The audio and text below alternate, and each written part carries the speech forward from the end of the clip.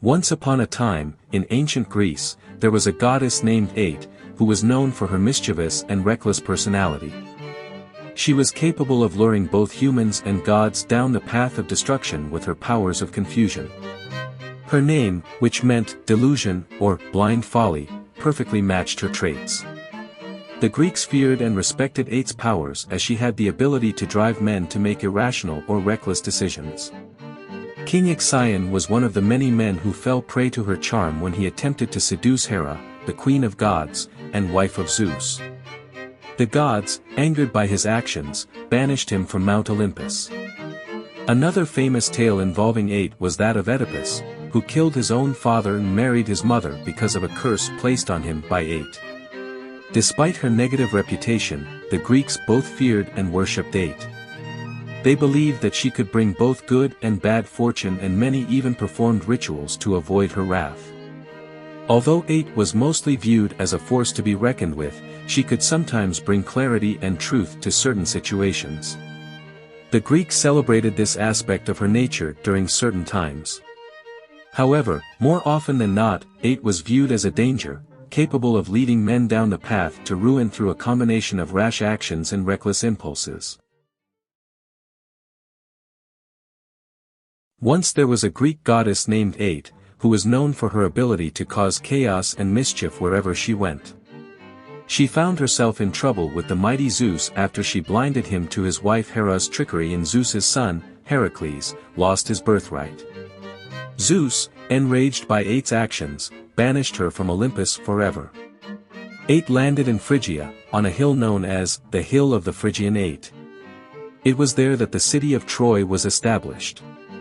Ate's punishment changed the course of Troy's destiny forever. It is said that Ate was instrumental in bringing about the 10-year-long Trojan War between Greece and Troy, as her mischief and delusion led to the fateful conflict.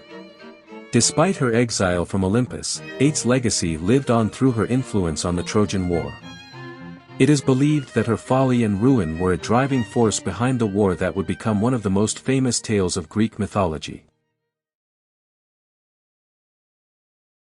Once, Ate visited Mount Olympus to wreak havoc among the gods and their affairs.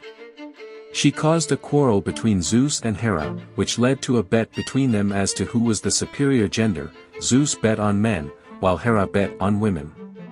In order to prove her point, Hera convinced Ate to use her power and influence the famous poet and playwright, Aristophanes, to publicly declare that women were better than men. This ultimately backfired, as it led to Aristophanes being ridiculed and ostracized by the people of Athens for his controversial statement. As punishment for her reckless actions, Zeus banished Ate from Mount Olympus and cursed her to wander the mortal world for eternity. It is said that she now resides in the meadow of Ate, constantly searching for ways to cause chaos and destruction among humans. Despite her mischievous nature, Ate's just side was also known to come to light in tragic plays. She was often portrayed as the goddess of justice and retribution, ensuring that evildoers received their much-deserved punishments.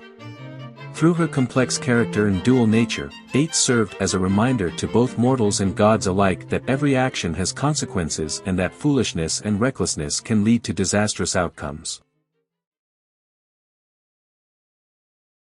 Once upon a time, there was a young playwright named William Shakespeare who wrote numerous plays that captured the hearts of many. Among his many fascinating characters was Ate, the goddess of vengeance and menace.